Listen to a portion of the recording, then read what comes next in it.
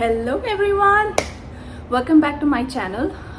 നിങ്ങളെല്ലാവരും സുഖമായിട്ട് സന്തോഷമായിട്ട് ഇരിക്കുന്നു എന്ന് വിചാരിക്കുന്നു. ഇന്നിപ്പോൾ ഒരു വെൻസ്ഡേ ആണ്. ഞാനിവിടെ ഇങ്ങനെ ഇരിക്കുന്നു. ഇന്ന് ആക്ച്വലി ഞാൻ വർക്ക് പോയില്ല. എനിക്ക് കുറച്ച് ജലദോഷവും തൊണ്ടവേദനയും കാര്യങ്ങളൊക്കെ ആയിട്ട് ഞാൻ അങ്ങനെ ഇരിക്കുകയായിരുന്നു. അപ്പം ഞാൻ ഓർത്തു ഓക്കെ ഇന്ന് സെക്കൻഡ് ട്രൈമസ്റ്ററിൻ്റെ ഒരു വീഡിയോ എടുക്കാമെന്ന്. അങ്ങനെ ഞാനിപ്പോൾ എൻ്റെ തേർഡ് ട്രൈമസ്റ്ററിലോട്ട് കടന്നിരിക്കുകയാണ്. ഇപ്പോൾ കറക്റ്റായിട്ട് പറയുകയാണെങ്കിൽ 29 weeks and 2 days ആയിട്ടുണ്ട്. അപ്പോൾ it's time for me to record a second trimester video അല്ലേ. അപ്പോൾ ഇന്നത്തെ video basically is all about എൻ്റെ സെക്കൻഡ് ട്രൈമസ്റ്റർ എങ്ങനെയായിരുന്നു, what are the appointments that I attended, പിന്നെ എങ്ങനെയൊക്കെയായിരുന്നു, how did we deal with everything that went on, അങ്ങനത്തെ കുറച്ച് കാര്യങ്ങളൊക്കെയാണ് നമ്മൾ ഡിസ്കസ് ചെയ്യാൻ പോകുന്നത്. ഈ വീഡിയോ കുറച്ച് ലെങ്തി ആവുമോ എന്ന് എനിക്കറിയത്തില്ല. ഇൻ കേസ് ഇഫ് ലെങ്തി ആവുകയാണെങ്കിൽ ഞാനത് കട്ട് ഷോർട്ട് ചെയ്തിട്ട് ഒരു 2 പാർട്ടായിട്ട് ഇടുന്നതായിരിക്കും. ഓക്കെ, സോ ഞാൻ എൻ്റെ സെക്കൻഡ് ട്രൈമസ്റ്ററിൽ എന്തൊക്കെയാണ് സംഭവിച്ചതെന്നുള്ളത് ബേസിക്കലി അത് സെക്കൻഡ് ട്രൈമസ്റ്റർ എന്ന് പറയുന്നത് എനിക്ക് തോന്നുന്നു ഫസ്റ്റ് ട്രൈമസ്റ്ററിനേക്കാൾ ഒത്തിരി വലുതായിട്ട് തോന്നി. കാരണം ഫസ്റ്റ് ട്രൈമസ്റ്റർ എന്ന് പറയുമ്പോൾ നമ്മൾ ഓൾറെഡി ഒരു 3 or 4 weeks ആയിട്ടുണ്ടാവുമല്ലോ നമ്മൾ പ്രഗ്നൻ്റ് ആണെന്ന് അറിയുന്നത് തന്നെ. അപ്പോൾ ആ ഒരു മാസം അങ്ങ് പോകും, ബാക്കിയുള്ള ഒരു 2 മാസത്തെ കാര്യമാണ് നോക്കാനുള്ളൂ.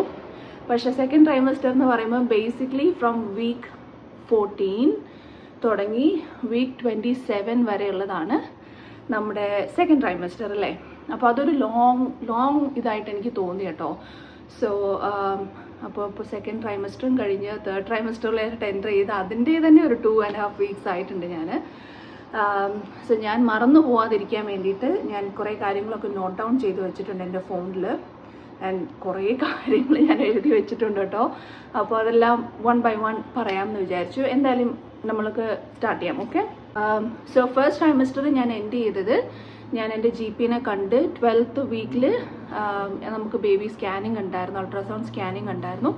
ആ സ്കാനിങ് ഒക്കെ കഴിഞ്ഞ് ബ്ലഡ് ടെസ്റ്റും സ്കാനിങ്ങും എല്ലാം കഴിഞ്ഞ് നമുക്ക് എന്താ പറയുക ബേബിയുടെ ജെൻഡർ അറിയാനുള്ള കാര്യങ്ങളും എല്ലാം 12 weeks തന്നെ എല്ലാം നമുക്ക് കിട്ടിയിരുന്നു. സോ ഞാൻ ആ 12 week സ്കാനിങ്ങിൽ പോയി കഴിഞ്ഞപ്പോൾ എനിക്ക് ഡോക്ടർ ഒരു എൻവലപ്പിലായിട്ട് ബേബി ബോയ് ആണോ ഗേൾ ആണോ എന്നുള്ളതൊക്കെ എഴുതി തന്നിട്ടുണ്ടായിരുന്നു. സോ അതൊക്കെ പിന്നീട് നടക്കുന്ന കാര്യങ്ങളാണ്.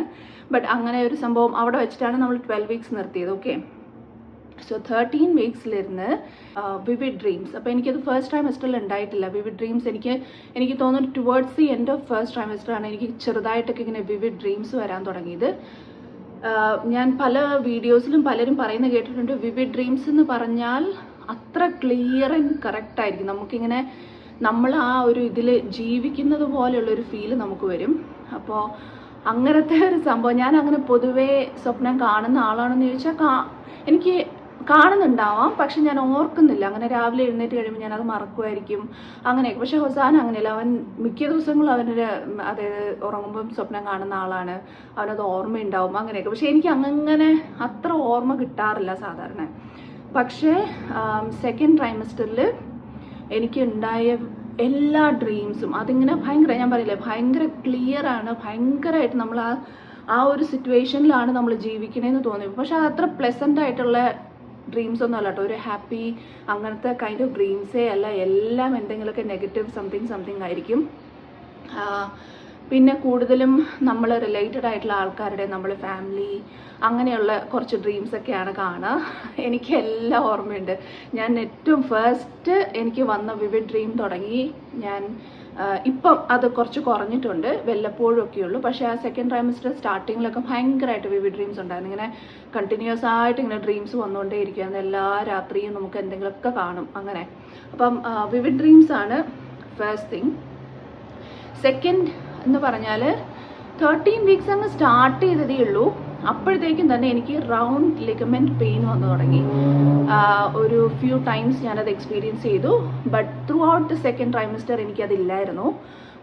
ജസ്റ്റ് എന്താ പറയുക, സെക്കൻഡ് ട്രൈമസ്റ്ററിലോട്ട് എൻ്റർ ചെയ്ത് ആദ്യത്തെ ഒരു 2-3 ആഴ്ച എനിക്ക് ചെറുതായിട്ടൊക്കെ ഇടയ്ക്കൊക്കെ ഇങ്ങനെ ഒരു റൗണ്ട് ലിഗമെൻറ്റ് പെയിൻ വരുന്നത് പോലെ ഉണ്ടായിരുന്നു. അത് അത്ര ഇൻറ്റൻസ് ആയിരുന്നില്ല കേട്ടോ, അത്ര ഒരു സീരിയസ് ആയിട്ടുള്ള ഒരു പെയിനോ അങ്ങനെയൊന്നും ആയിരുന്നില്ല. ഇടയ്ക്ക് ഇങ്ങനെ വരും പോവും അങ്ങനത്തെ ഒരു സിറ്റുവേഷൻ ആയിരുന്നു. പിന്നെ ലെഗ് ക്രാംസ്, അയ്യോ ലെഗ് ക്രാംസ് എന്ന് പറഞ്ഞാൽ എനിക്ക് പൊതുവേ ലെഗ് ക്രാമ്പിങ് ഉള്ള ആളാണ്, ലെഫ്റ്റ് ലെഗാണ് കൂടുതലും. പക്ഷേ ഈ സെക്കൻഡ് ട്രൈമസ്റ്ററിലോട്ട് കിടന്നപ്പോൾ തുടങ്ങിയിട്ട് ഭയങ്കര രാത്രിയൊക്കെ എന്ന് പറഞ്ഞാൽ അയ്യോ എൻ്റെ ദൈവമേ. ഒന്നാമത് നമുക്ക് ഈ ലെഫ്റ്റ് സൈഡിലോട്ടാണല്ലോ നമ്മൾ കൂടുതലും കിടന്നുറങ്ങാൻ, ഞാൻ കൂടുതൽ ലെഫ്റ്റ് സൈഡിലോട്ടാണ് കിടന്നുറങ്ങാൻ ട്രൈ ചെയ്തുകൊണ്ടിരുന്നത്. അപ്പോൾ കാലങ്ങോട്ട് ക്രാമ്പ് എന്ന് പറഞ്ഞാൽ ജസ്റ്റ് ഈ ഹിപ്പിൻ്റെ അവിടെ നിന്ന് തുടങ്ങി അങ്ങോട്ട് താഴോട്ട് ഫുൾ കാല്. അപ്പം ലെഫ്റ്റ് സൈഡിലോട്ട് കിടന്നാൽ ലെഫ്റ്റ് സൈഡിൽ ഫുള്ള് ക്രാമ്പിങ് അങ്ങനെ വരും.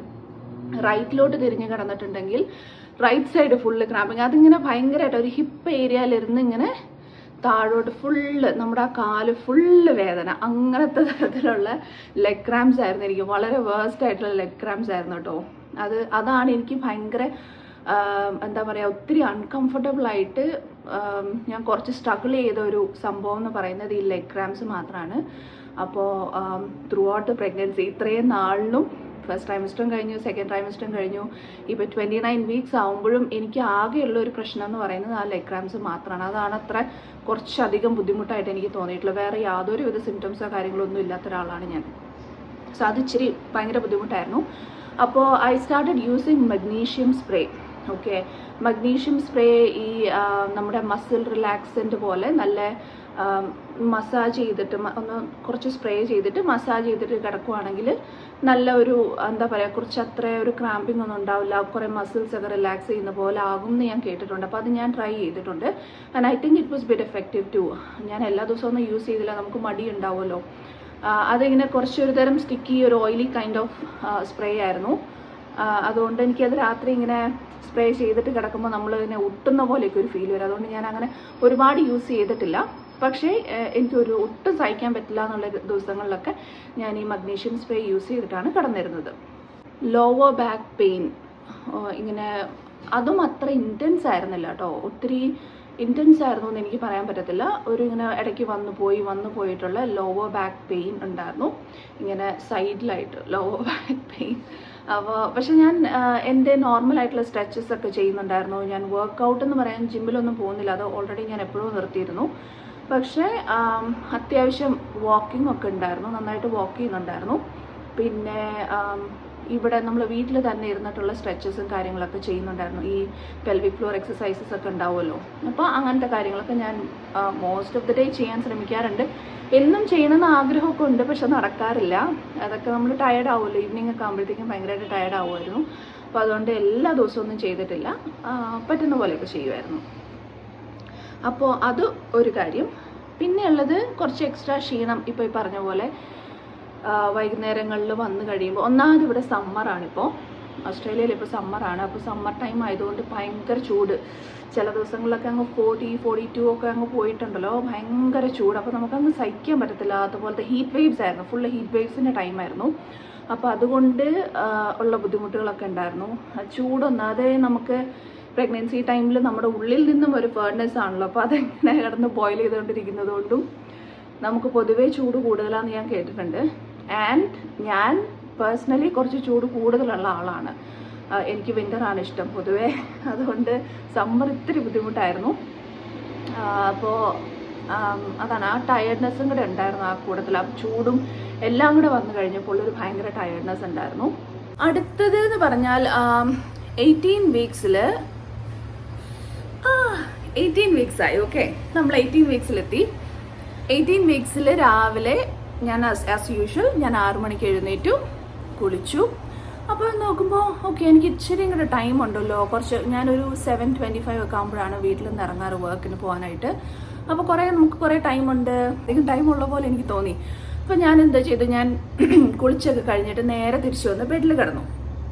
ബെഡിൽ കിടന്നു കഴിഞ്ഞപ്പോൾ ഇങ്ങനെ, ഓഫ് കോഴ്സ് ഞാൻ ലെഫ്റ്റ് സൈഡിലോട്ടാണ് കിടക്കുന്നത്.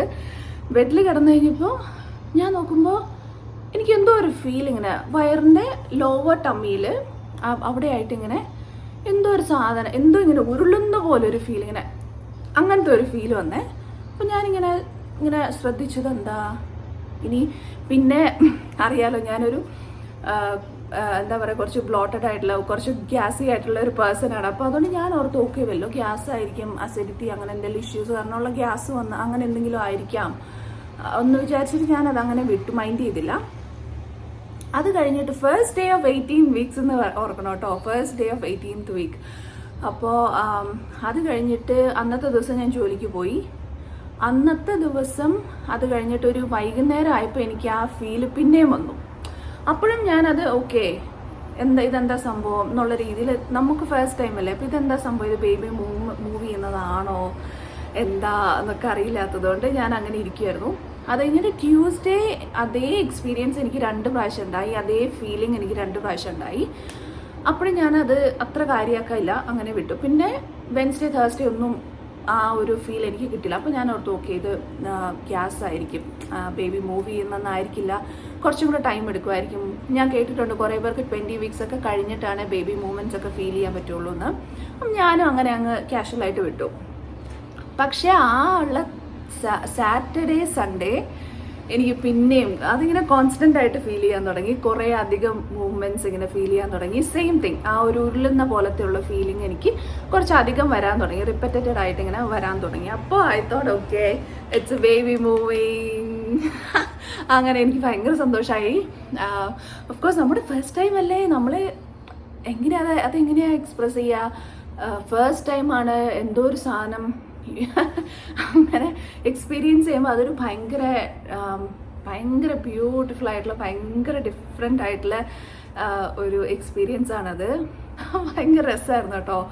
ഞാനിങ്ങനെ ആദ്യം ഞാൻ പറഞ്ഞല്ലോ, നമ്മൾ എക്സ്പെക്ട് ചെയ്യുന്നില്ല അത്രയും നേരത്തെയൊക്കെ 18th വീക്കിൽ അങ്ങനെ റോളിംഗ് ഒക്കെ നമ്മൾ ഫീൽ ചെയ്യും എന്നുള്ളത്.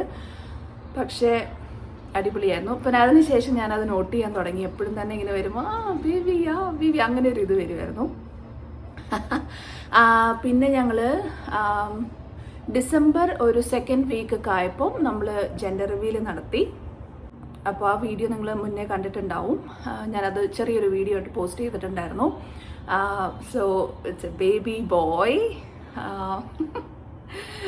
അപ്പോൾ ഞങ്ങളുടെ വീട്ടിലത്തെ ഫസ്റ്റ് ബേബി ബോയ് ആണ് കേട്ടോ, ഫസ്റ്റ് വൺ ആണ്.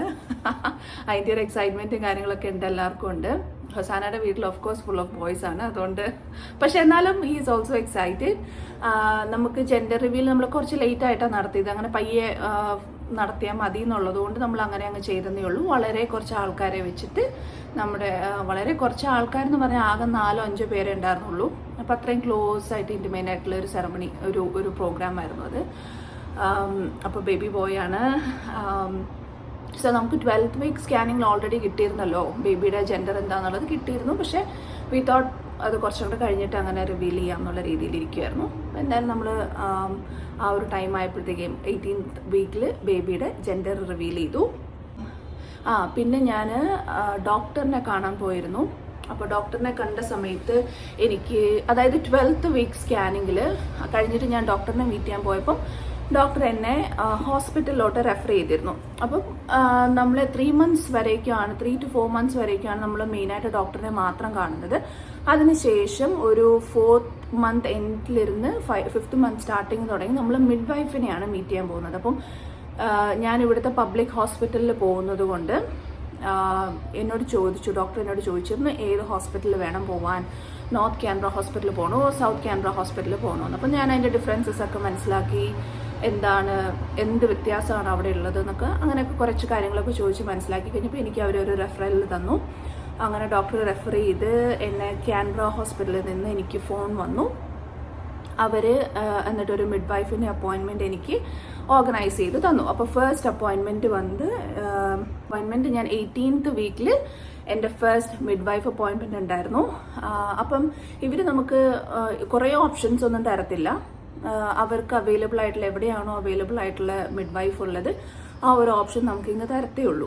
അപ്പം നമ്മൾ ഒത്തിരി ലേറ്റ് ആവാതെയും അവർ നോക്കും, കറക്റ്റ് ആ ഒരു വീക്സിനനുസരിച്ച് അവർ കറക്റ്റായിട്ട് നമുക്ക് മിഡ് വൈഫിനുള്ള അപ്പോയിൻമെൻ്റ് ഒക്കെ തരും. സോ 18th വീക്കിൽ മിഡ് വൈഫിൻ്റെ അപ്പോയിൻമെൻറ്റിന് പോയി. അന്ന് പോയപ്പം ഹൊസാനയും എൻ്റെ കൂടെ വന്നിരുന്നു. കാരണം നമ്മൾ ഇനീഷ്യൽ അപ്പോയിൻമെൻ്റ് ആയതുകൊണ്ട് നമ്മുടെ 2 പേരുടെയും ഫാമിലി ഹിസ്റ്ററി എല്ലാം അവർ ചോദിക്കും. ഓക്കെ, അതായത് എൻ്റെ സൈഡിലുള്ള പേരൻസിൻ്റെ ഉള്ള ഹെൽത്ത് ഇഷ്യൂസും കാര്യങ്ങളും, ഹൊസാനയുടെ സൈഡിൽ നിന്നുള്ള ഫാമിലിയുടെ ഹെൽത്ത് ഇഷ്യൂസും കാര്യങ്ങളും എല്ലാം അവർ ചോദിച്ച് അവരെല്ലാം റെക്കോർഡ് ചെയ്ത് വെക്കും. എന്നിട്ടൊരു ബുക്ക്ലെറ്റ് പോലത്തെ ഒരു സംഭവം തരും.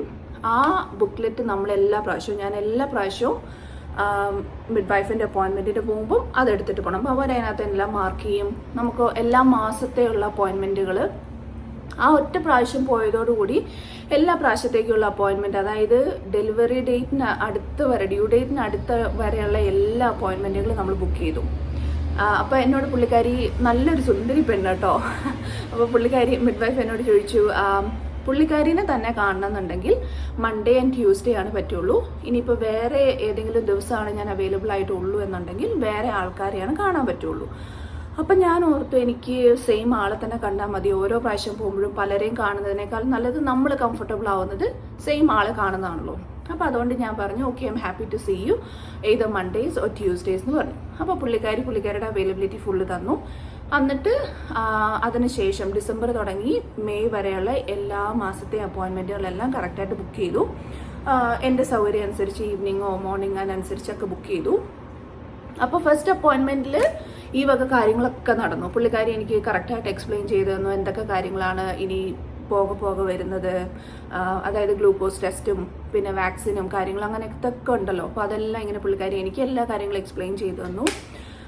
ബേബിയുടെ ഹാർട്ട് ബീറ്റ് ചെക്ക് ചെയ്യും അവർ. ഓരോ പ്രാവശ്യം വരുമ്പോഴും നമ്മുടെ ഹാർട്ട് ബീറ്റ് എല്ലാം നോക്കും അവർ. ബേബിയുടെ ഹാർട്ട് ബീറ്റ്സും എല്ലാം നോക്കും. എൻ്റെ വെയിറ്റ് ഒക്കെ അപ്പോഴാണ് സത്യം പറഞ്ഞാൽ ചെക്ക് ചെയ്യുന്നത്. അതിന് മുന്നേ ഇവിടെ അങ്ങനത്തെ സംവിധാനങ്ങളൊന്നുമില്ല കേട്ടോ. ഇവരങ്ങനെ എന്താ പറയുക, നമ്മുടെ വെയിറ്റ് ചെക്ക് ചെയ്യലോ പ്രോപ്പറായിട്ടാണോ വെയിറ്റ് ഗെയിൻ ചെയ്യുന്നത് അങ്ങനത്തെ കാര്യങ്ങളൊന്നും ഇവരങ്ങനെ നോക്കാറില്ല. സോ അതായിരുന്നു എൻ്റെ first mid wife appointment experience. അതൊരു 45 minutes to 1 hour ഉള്ള അപ്പോയിൻമെൻ്റ് ആയിരുന്നു കേട്ടോ. കാരണം ഒത്തിരി, ഞാൻ പറയില്ലേ, കുറേ ഡീറ്റെയിൽസ് അവർ ചോദിച്ച് മനസ്സിലാക്കും. നമ്മുടെ എല്ലാ ഹിസ്റ്ററി ഫുൾ ചോദിച്ച് മനസ്സിലാക്കുന്നതുകൊണ്ട് അതൊരു വലിയ അപ്പോയിൻമെൻ്റ് ആയിരുന്നു. സോ അതായിരുന്നു എൻ്റെ ഫസ്റ്റ് മിഡ് വൈഫ് അപ്പോയിൻമെൻറ്റ് എന്ന് പറയുന്നത്.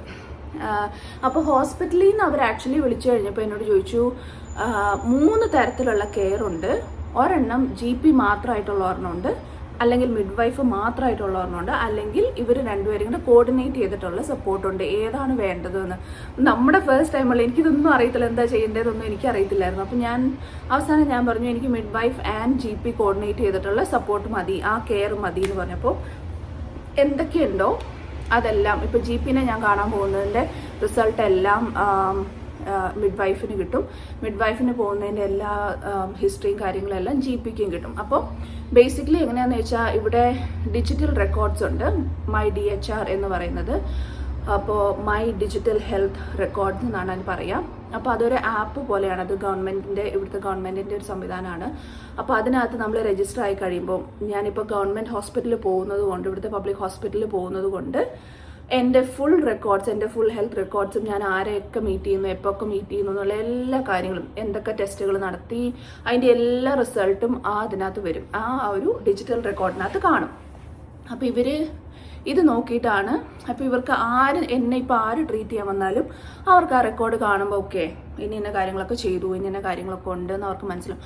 അതേപോലെ നമുക്ക് ആപ്പ് ഉണ്ട്, അതിൻ്റെ ആ ആപ്പിൽ നമുക്ക് യൂസ് ചെയ്ത് കഴിഞ്ഞാൽ നമുക്ക് ഇത് പറഞ്ഞ പോലെ എല്ലാ കാര്യങ്ങളും ബുക്ക് ചെയ്യാം. നമ്മുടെ റിസൾട്ട് കാണാൻ പറ്റും, ഫ്യൂച്ചർ ആയിട്ടുള്ള അപ്പോയിൻമെൻറ്റ്സ്. ഇപ്പോൾ ഞാൻ മിഡ് വൈഫിൻ്റെ മെയ് വരെയുള്ള അപ്പോയിൻമെൻറ്റ്സ് ഒക്കെ ബുക്ക് ചെയ്തെന്ന് പറഞ്ഞില്ലേ, ആ അപ്പോയിൻമെൻറ്റുകളെല്ലാം ഈ മൈ DHR ആപ്പിനകത്തുണ്ട്. അപ്പോൾ അത് നമുക്കിങ്ങനെ കാണുമ്പോഴും ഓരോ പ്രാവശ്യവും അപ്പോയിൻമെൻറ്റ് വരുന്നതിന് മുന്നേ നോട്ടിഫിക്കേഷൻസും വരും, റിസൾട്ട് വരും, എല്ലാ കാര്യങ്ങളും ഉണ്ട്. നമുക്ക് ഇനി എന്തെങ്കിലും ക്ലാസ്സുകളൊക്കെ ബുക്ക് ചെയ്യണമെന്നുണ്ടെങ്കിൽ അതും വരും, ബ്ലഡ് ടെസ്റ്റ് ബുക്ക് ചെയ്യണമെന്നുണ്ടെങ്കിൽ അതും അതിനകത്തുണ്ട്. അപ്പോൾ അങ്ങനെ വളരെ നല്ലൊരു സിസ്റ്റമാണ്. അപ്പോൾ നല്ലൊരു ആപ്പ്, അതിനകത്ത് എല്ലാ കാര്യങ്ങളും ഉണ്ട്. നമുക്ക് ഒരു പല ഇതിനകത്ത് പോകുന്നതിനേക്കാൾ ഒരൊറ്റ ഒരെണ്ണത്തിൽ പോയി നോക്കി കാണാം. എല്ലാം നമ്മുടെ എല്ലാ ഫുൾ റെക്കോർഡ്സും അതിനകത്തുണ്ട്. അപ്പോൾ എനിക്ക് അതിലൊരു അക്കൗണ്ട് അവർ ക്രിയേറ്റ് ചെയ്തു. അങ്ങനെ ഇപ്പം എൻ്റെ എല്ലാ ഹെൽത്ത് റെക്കോർഡ്സും അതിനകത്തുണ്ട്. പിന്നെ എന്താ പറയുക, പിന്നെ ഞങ്ങൾ ഡിസംബർ അവസാനം ആയി കഴിഞ്ഞപ്പോഴത്തേക്കും ക്രിസ്മസ് ന്യൂ ഇയർ ടൈമിൽ ഞങ്ങൾ ഒരു 1 week ഫുൾ ട്രാവൽ ചെയ്തിരുന്നു. അത് ബേസിക്കലി എൻ്റെ 20th വീക്ക് ആയിരുന്നു. അപ്പോൾ 20th വീക്കിൽ സ്കാനിങ്, നമ്മൾ സിഡ്നി മെൽബൺ ഒക്കെ ട്രാവൽ ചെയ്യുന്നത് പ്ലാനിലുണ്ടായിരുന്നു ഓൾറെഡി. സോ അതുകൊണ്ട് 20 weeks എനിക്ക് റെഫറൽ കിട്ടിക്കഴിഞ്ഞപ്പോൾ ഞാനത് ആക്ച്വലി സിഡ്നിയിലാണ് ബുക്ക് ചെയ്തത്. സിഡ്നിയിൽ ബുക്ക് ചെയ്ത് അത് മോർഫോളജി സ്കാനാണല്ലോ. മോർഫോളജി സ്കാനിൽ ഒരു 1 hour 1.5 hours പോകുന്ന ഒരു വലിയ സ്കാനാണ്.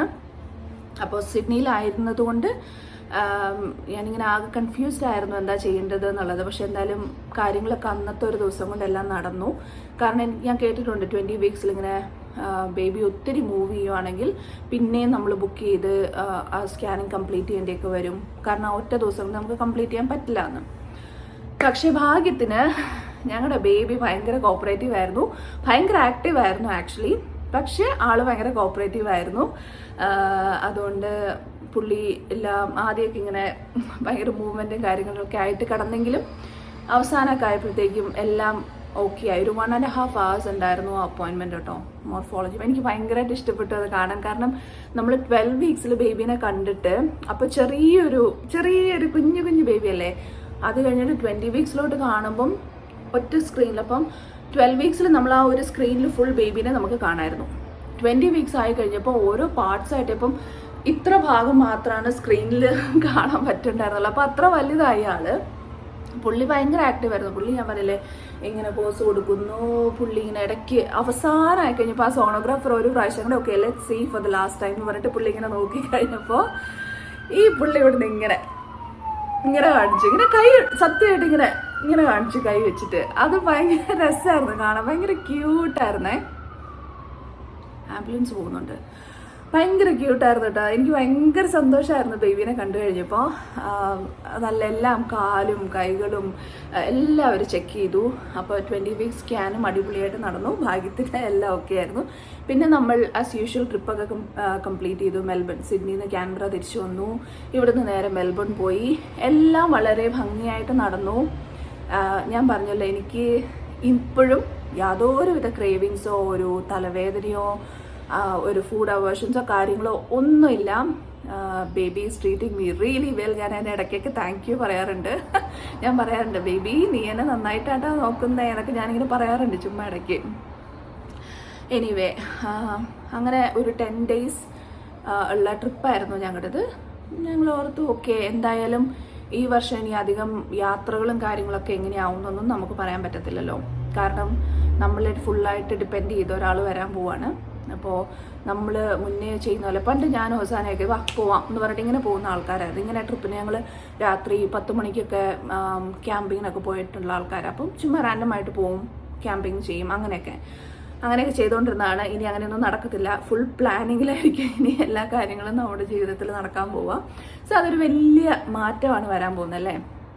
സോ അതുകൊണ്ട് ഞങ്ങൾ ലാസ്റ്റ് ടൈം എന്ന് പറഞ്ഞ പോലെ ഞങ്ങൾ ഫുള്ള് ഒരു 10 days കംപ്ലീറ്റ് ആയിട്ട് എൻജോയ് ചെയ്തു. നല്ല അടിപൊളി ട്രിപ്പായിരുന്നു.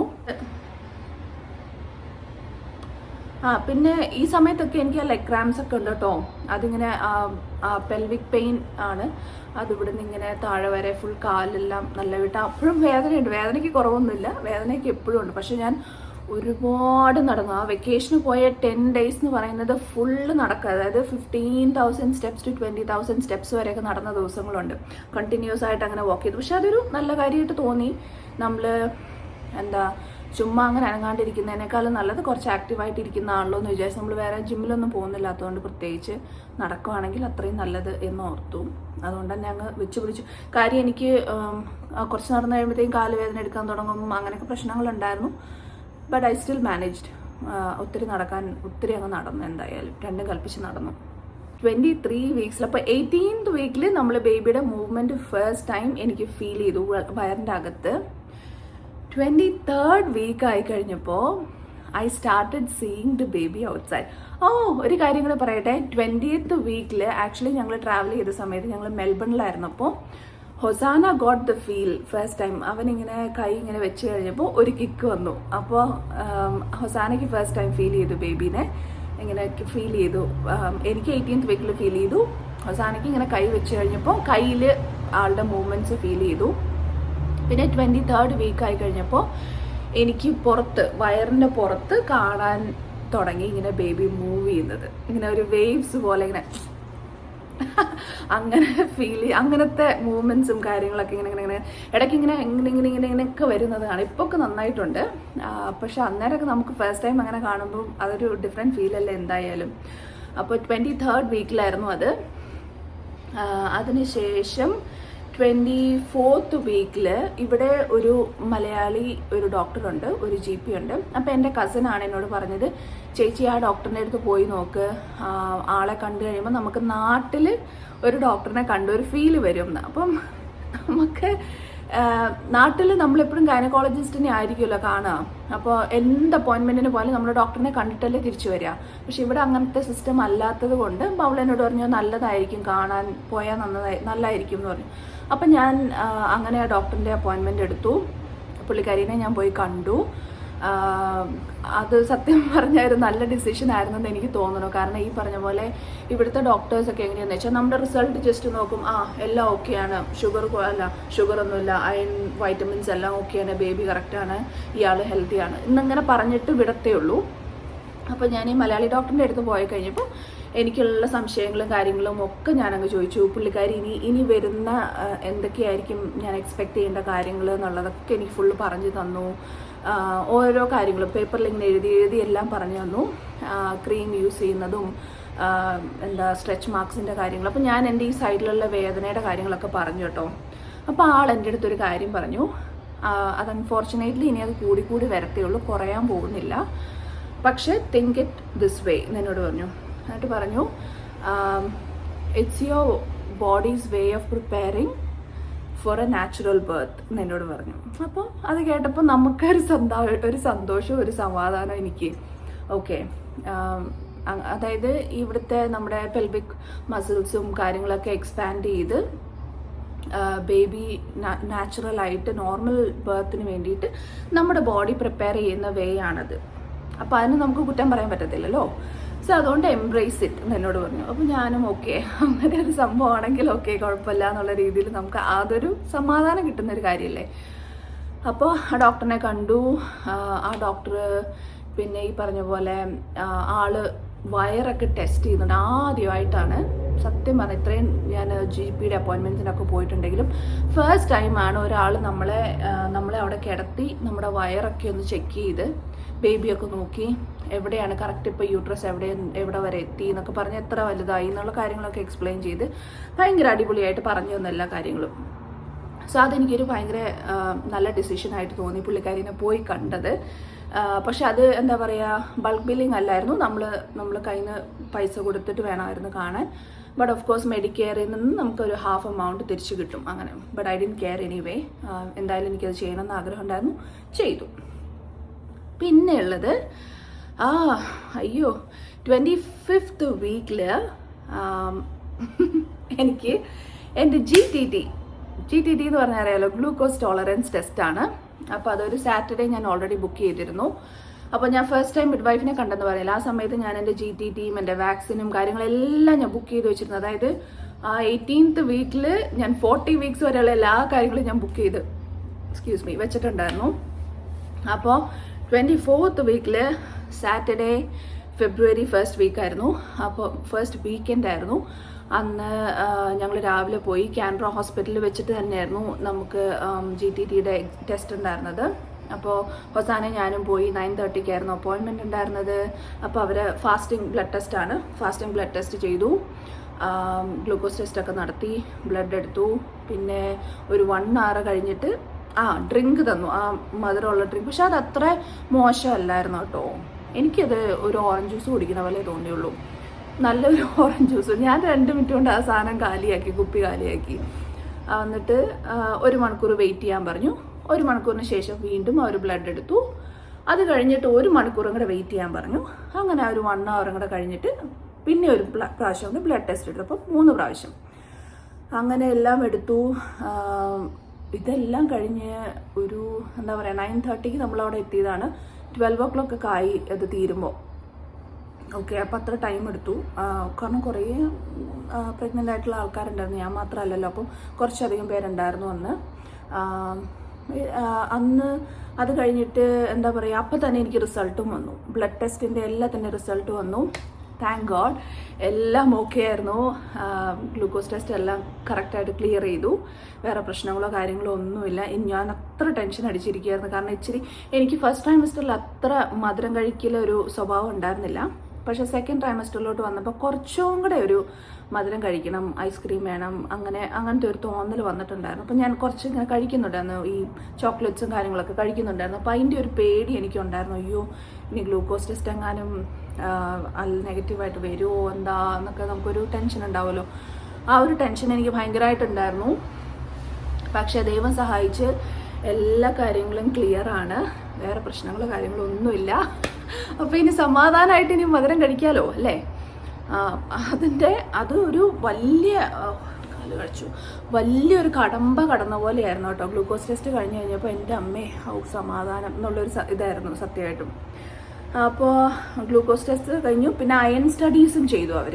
ഓക്കെ, നമ്മുടെ ബ്ലഡ് എടുത്ത് മെയിനായിട്ട് അയൺ എല്ലാം ഓക്കെയാണ്, അയൺ ഡെഫിഷ്യൻസി ഉണ്ടോ കാര്യങ്ങൾ ഉണ്ടോ എന്നൊക്കെ അവർ നോക്കും. കാരണം എനിക്ക് ഇനീഷ്യലി എനിക്ക് അയണൊക്കെ ഭയങ്കര അയൺ ഉണ്ടായിരുന്നു, എനിക്കൊന്നും എക്സ്ട്രാ സപ്ലിമെൻറ്റ്സ് ഒന്നും എടുക്കേണ്ടി വന്നിട്ടില്ല. ഇൻഫാക്റ്റ് അവരെന്നോട് ചോദിക്കുക വരെ ചെയ്തിട്ടുണ്ട് അയൺ ട്രാൻസ്ഫ്യൂഷനൊക്കെ ചെയ്തിട്ടുണ്ടോയെന്ന്. പക്ഷേ അങ്ങനെയൊന്നും നമ്മൾ ചെയ്തിട്ടില്ല. മേ ബി ഹെൽത്തി ആയിട്ടിരിക്കുന്നത് കൊണ്ടും ഹെൽത്തി ഫുഡ് കഴിക്കുന്നതുകൊണ്ടൊക്കെ ആയിരിക്കാം എനിക്ക് യാതൊരു ഡെഫിഷ്യൻസികളും ഇതുവരെ ഇല്ല. അങ്ങനെ തന്നെ അങ്ങ് പോട്ടെ എന്ന് വിചാരിക്കുന്നു. അപ്പോൾ അയൺ സ്റ്റഡീസും എല്ലാം തിരിച്ചു വന്ന റിസൾട്ടും perfectly all right, all good. എനിക്ക് എല്ലാത്തിനും ക്ലിയറൻസ് ആണ്, എല്ലാം ടിക് ടിക് ടിക് ടിക് ആയിരുന്നു. അപ്പം വേറെ പേടിക്കേണ്ട കാര്യങ്ങളൊന്നും വന്നിട്ടില്ല. പിന്നെ ഉള്ളത് 26th വീക്കിൽ പിന്നെ വളരെ ഇൻട്രസ്റ്റിംഗ് ആയിട്ടുള്ള ഒരു സംഭവം ഉണ്ടായി. എന്താണെന്ന് ചോദിച്ചാൽ, സംഭവം എന്നല്ല, എനിക്കറിയില്ല ഇത് എത്ര പേർക്ക് ഇത് റിലേറ്റ് ചെയ്യാൻ പറ്റും എന്നുള്ളത് കേട്ടോ. ഞാൻ പറഞ്ഞല്ലോ, ഞാൻ ഭയങ്കര ഇൻവോൾവ് ആണ്. എൻ്റെ ഫസ്റ്റ് പ്രഗ്നൻസിയാണ്, ഞാൻ ഭയങ്കര ഇൻവോൾവ് ആണ് ഓരോ കാര്യത്തിലും, ബേബിയുടെ എല്ലാ കാര്യത്തിലും. ഇങ്ങനെ ആളുടെ എന്ത് കൈൻഡ് ഓഫ് മൂവ്മെൻറ്റ്സ് ആണെങ്കിലും ഞാൻ ഭയങ്കര ഇൻവോൾവ് ആണ്. 26th വീക്കിൽ I started feeling babies hiccups. ഇത് എത്ര പേർക്ക് അനുഭവിച്ചിട്ടുണ്ടെന്നൊന്ന് പറയാമോ? ബേബി നമുക്ക് എക്കിളെടുക്കുന്നത് പോലെ തന്നെ ബേബിക്കും എക്കിളെടുക്കും.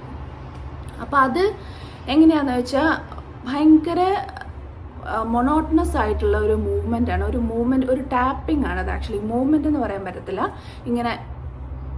ഇങ്ങനത്തെ ഒരു ടാപ്പിംഗ് ആണത് കേട്ടോ.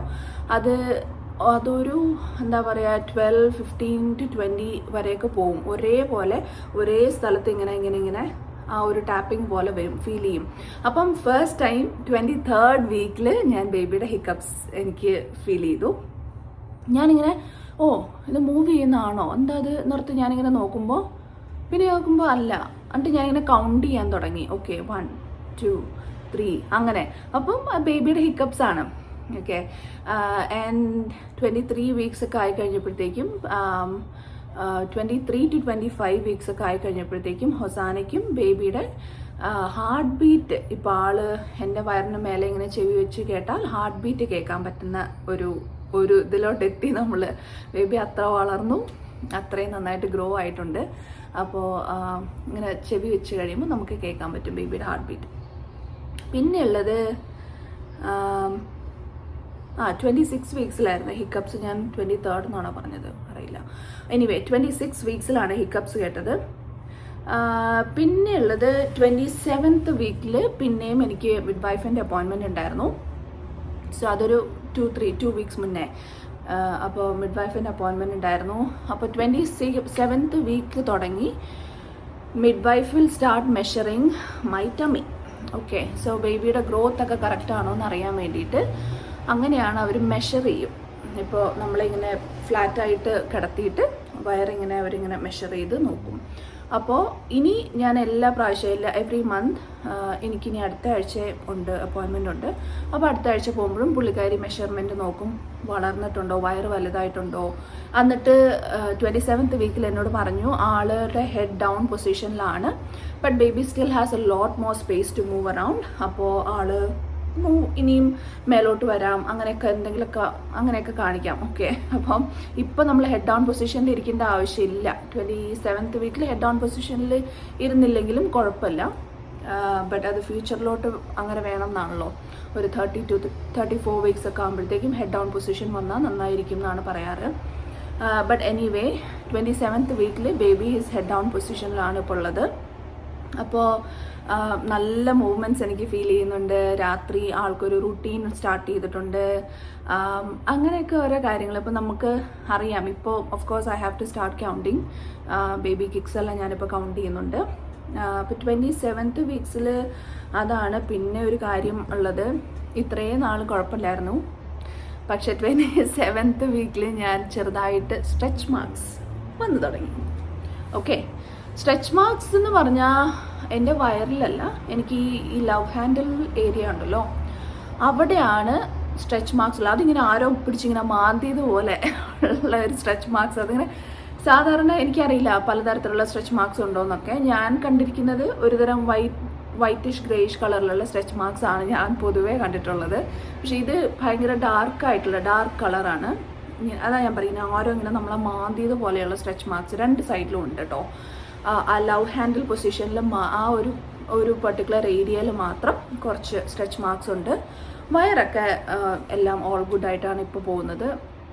ഞാൻ നന്നായിട്ട് ടമ്മി സ്ട്രെച്ച് മാർക്ക് എന്ന് പറയുന്ന ഒരു മോയ്സ്ചറൈസിങ് ക്രീമും പിന്നെ ബയോ ഓയിൽ അപ്ലൈ ചെയ്യുന്നുണ്ട്. അങ്ങനെ നന്നായിട്ട് മോയ്സ്ചറൈസ് ചെയ്താണ് കൊണ്ട് നടക്കാറ്. പക്ഷെ എന്തൊക്കെയാണെന്ന് പറഞ്ഞാലും നമ്മുടെ വയറ് ഇത്രയും സ്ട്രെച്ച് ആവുന്നല്ലേ, അപ്പോൾ കുറച്ചൊക്കെ വരും. And it's okay, and I'm not complaining about it. I'm just growing a human being. So അതുകൊണ്ട് I'm fine with it. പിന്നെ എൻ്റെ വെയ്റ്റ് ഗെയിൻ്റെ കാര്യം പറയുവാണെങ്കിൽ ഗായ്സ്, ഞാനിപ്പോൾ ഐ തിങ്ക് ഓൾമോസ്റ്റ് 10 കിലോസ് കൂടിയിട്ടുണ്ട് എനിക്ക്. പക്ഷെ എൻ്റെ ബോധം പോയൊരു കാര്യം എന്താണെന്നറിയോ, 3rd ട്രൈമസ്റ്ററിലാണ് baby, last 3 months baby triple the size ആവുമെന്ന് കേട്ടപ്പോൾ എൻ്റെ ബോധം പോയി. ഇത് കൂടുതൽ എനിക്ക് വെയിറ്റ് ഗെയിൻ ചെയ്യണ്ടായേ എന്നുള്ളൊരു തോന്നല്. പക്ഷേ again V are growing a human being. അതുകൊണ്ട് ബേബിക്ക് ആവശ്യമായിട്ടുള്ള എല്ലാ കാര്യങ്ങളും നടക്കട്ടെ. ഇപ്പോൾ എൻ്റെ വെയിറ്റ് ഗെയിനും കാര്യങ്ങളൊക്കെ പിന്നീടുള്ള കാര്യമില്ല, ഇറ്റ്സ് സെക്കൻഡറി എനിവേ. സോ അതുകൊണ്ട് hopefully I will get back to shape. നോക്കാം. അപ്പം അതൊക്കെയാണ് എൻ്റെ 2nd ട്രൈമസ്റ്ററിൽ നടന്ന കാര്യങ്ങൾ. കുറേ കാര്യങ്ങളുണ്ടായിരുന്നു 2nd ട്രൈമസ്റ്ററിൽ. Baby is kicking now. അതൊക്കെയാണ് എൻ്റെ 2nd ട്രൈമസ്റ്റർ. ഹോപ്പ്ഫുള്ളി ഈ വീഡിയോ എല്ലാവരും എൻജോയ് ചെയ്തു എന്ന് ഞാൻ വിചാരിക്കുന്നു. മേ ബി എൻ്റെ 3rd ട്രൈമസ്റ്റർ വീഡിയോ ബേബി വന്നതിന് ശേഷമായിരിക്കും. ബട്ട് അതുവരെയുള്ള കാര്യങ്ങളൊക്കെ ഇങ്ങനെ ഇടയ്ക്കൊക്കെ എന്തെങ്കിലുമൊക്കെ വീഡിയോസൊക്കെ ആയിട്ട് നമുക്ക് കാണാം. So I hope you guys enjoyed watching. അപ്പോൾ ഇനി അടുത്തൊരു വീഡിയോയുമായി കാണുന്നത് വരെ എല്ലാവർക്കും നന്ദി, വണക്കം.